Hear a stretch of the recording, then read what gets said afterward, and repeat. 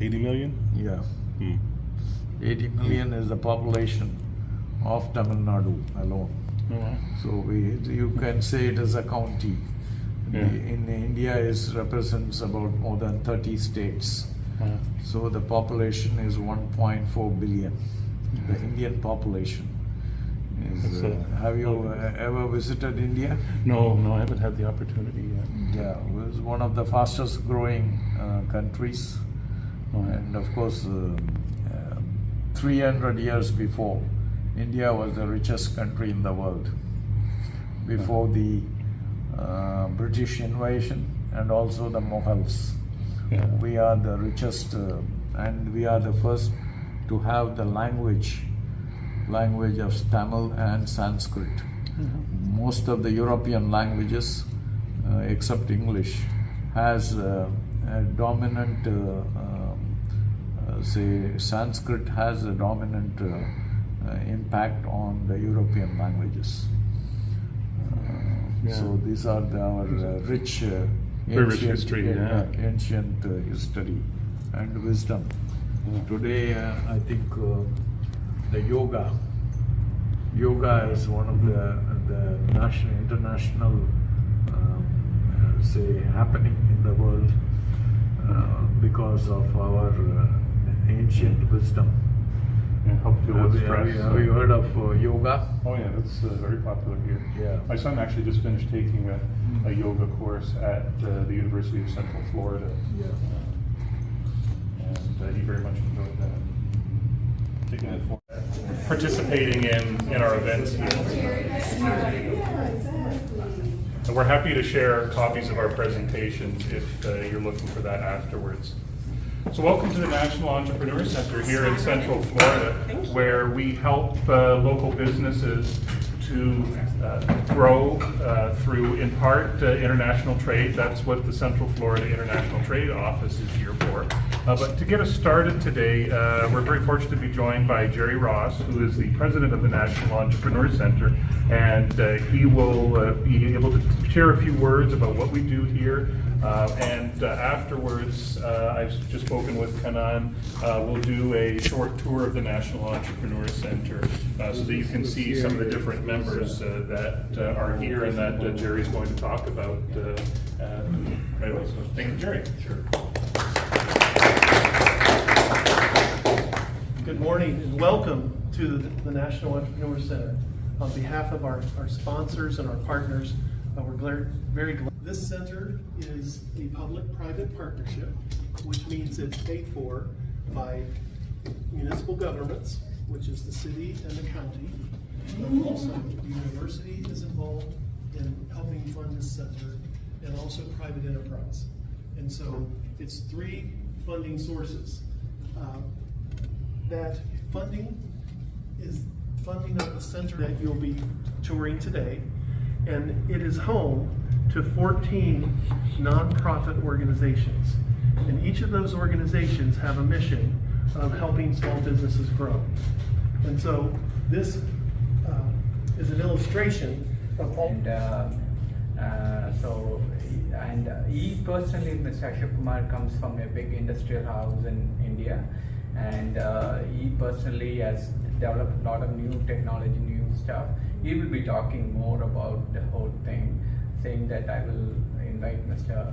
Ashok Kumar.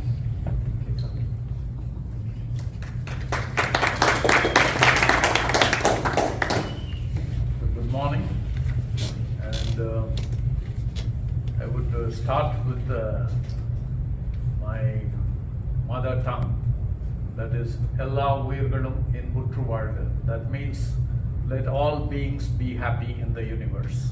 So this is the cardinal principle of every Indian. Prior to independence, I would say, all the Mahatma Gandhi.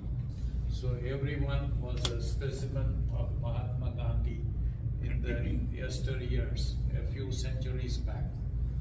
And today the character of an Indian has gone a sea change after the British invasion and after the Mughal invasion. The Indians, what you see, is not the Indian of the past.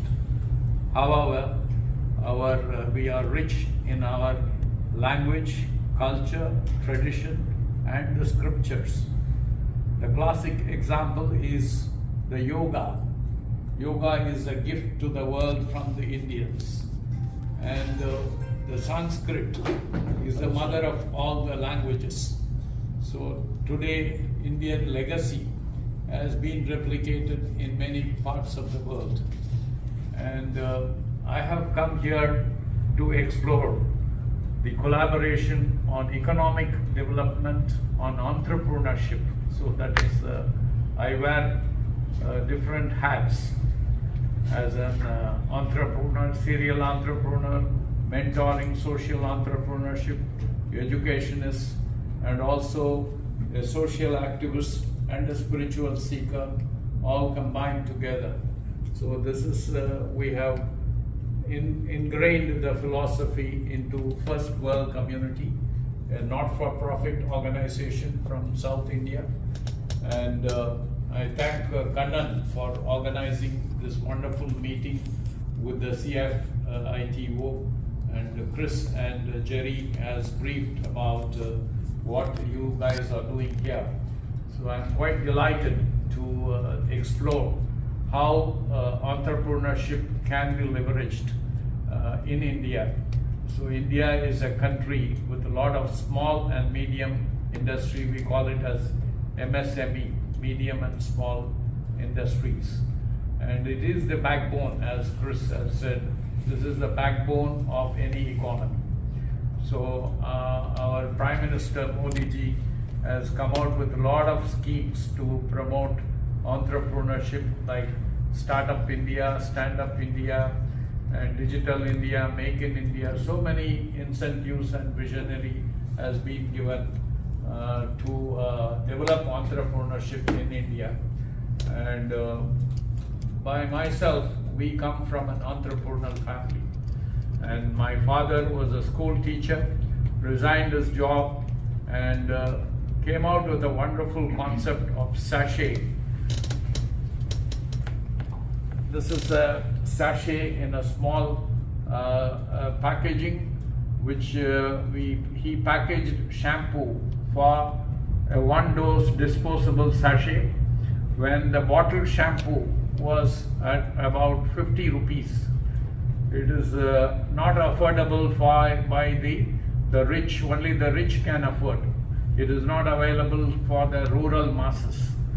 So suddenly he passed away, and myself and my brother Dr. Rajkumar, we thought the concept idea of a sachet is really powerful and we should pursue it. Basically, I am a law graduate and my brother is a ophthalmologist. We decided to quit our profession and get into the father's entrepreneur business. And the least we know about the nuances of the business, but the spirit was there to do and achieve the vision of my father. So father's vision was, what a rich man enjoys, a common man should be able to afford to. Not the economic, his economy and money is the byproduct of the larger vision. So this is what he has been on and off telling us.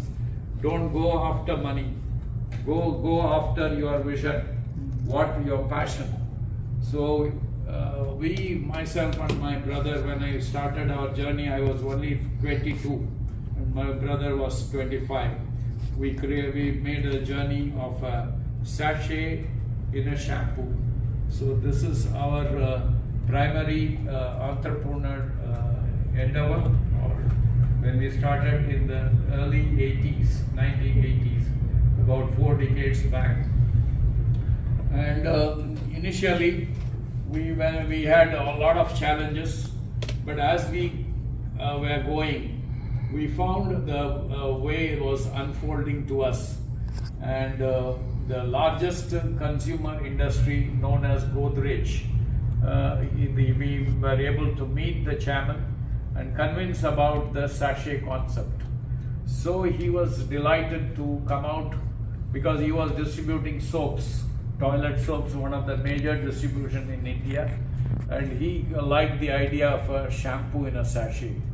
So he signed the agreement for making Velvet. Velvet was the first sachet shampoo of India, and we have taken through the Godrej network across India. So we were able to reach to the common man, the villagers. So it was all grocery shops where you can see the shampoo hanging. In that time, the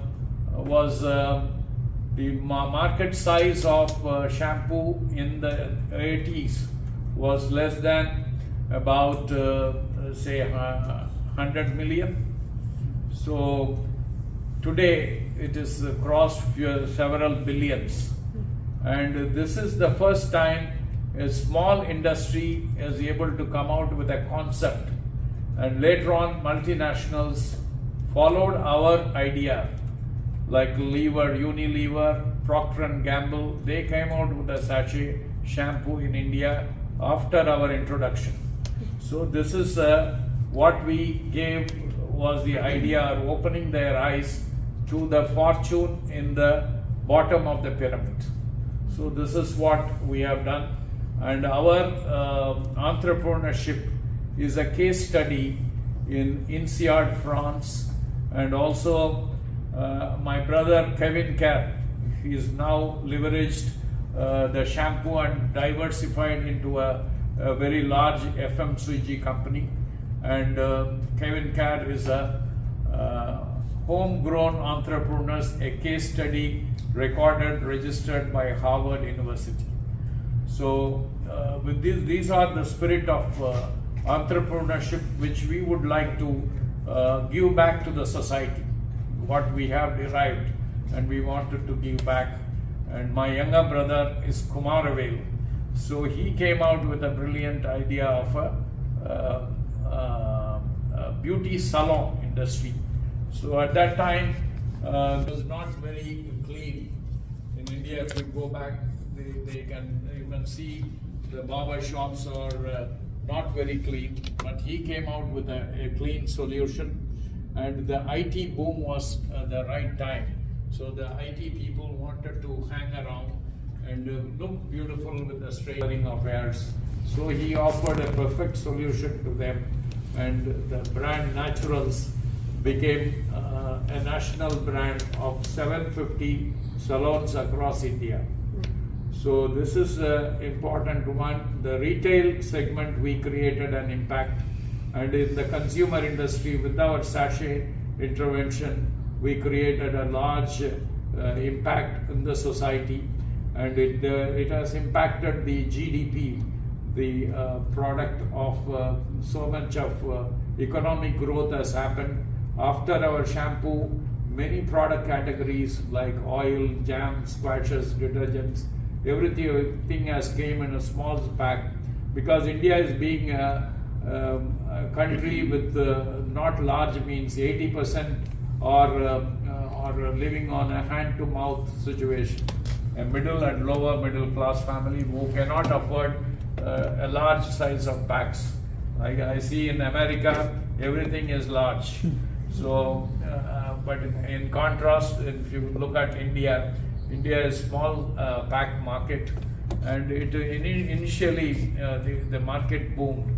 So whatever you come out with a small pack, it is acceptability is very high. So, but the same sachet may not work in US or a developed nation. But Africa is still a large market, which we are trying to work the sachet concept in the African countries.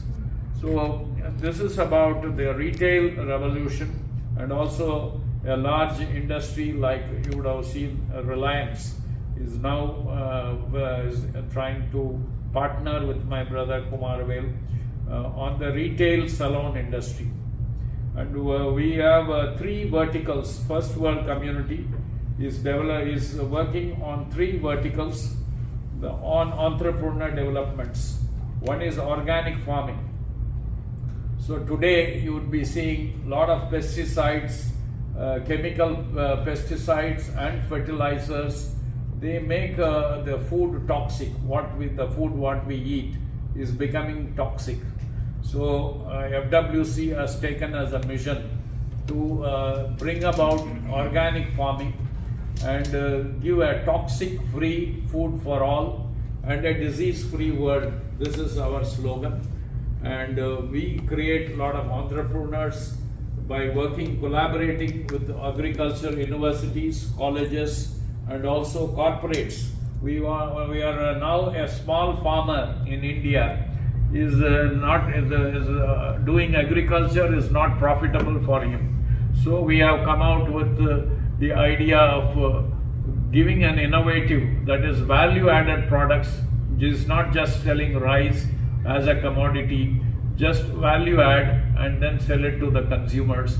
Thereby the profitability, the farmer can eradicate the middleman, and the farmer becomes an entrepreneur. So this is the spirit which we are trying to inject. We work closely with many verticals, corporates, and we'll be happy to have your inputs on entrepreneur developments also. And also the another large segment is the healthcare, holistic healthcare, what we call, I don't know you guys heard of Ayurveda, yoga. Yoga is, as I told you, every UN celebrates Yoga Day, and then 200 countries participate yoga.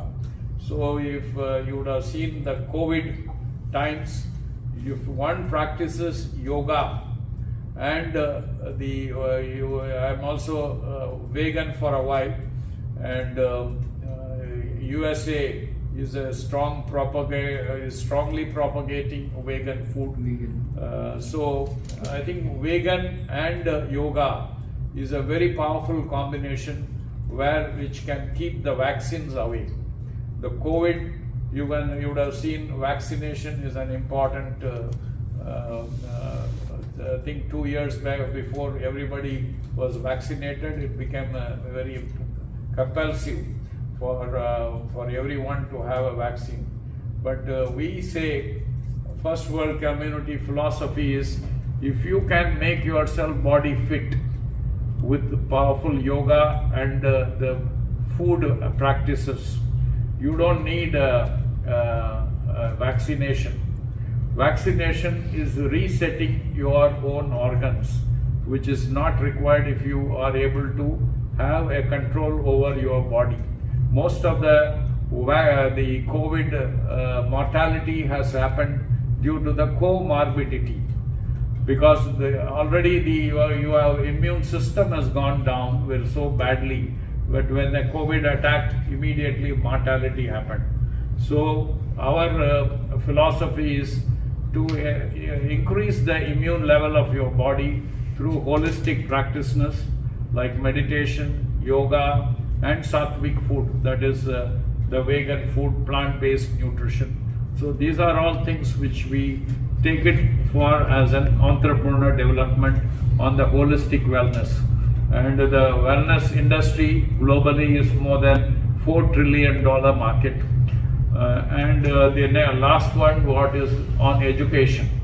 Education, when it comes, so we insist on every one of our member should know what is himself, what is the body, what is the mind, and what is that which relationship between the body, mind, and the another element which most of us forget is there is an inner force, inner energy which is driving this body and mind.